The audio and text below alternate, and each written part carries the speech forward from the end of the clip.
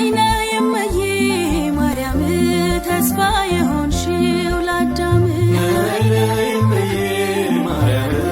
ተስፋ የሆንሽው ለአዳም ከገነት ሲወጣ ከተድላው ዓለም ነይነ የመዬ ማርያም ተስፋ የሆንሽው ለአዳም በኃጢአቱ ደሞዝ በሲኦል ጨለማ በእንባው ያገኘሽ የድህነት ሻማ እውነተኛው ብርሃን ካንቺ ፈነጠቀ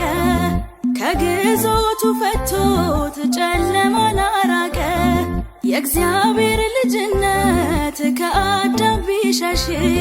መሆኑ አስደነቀን እግዚአብሔር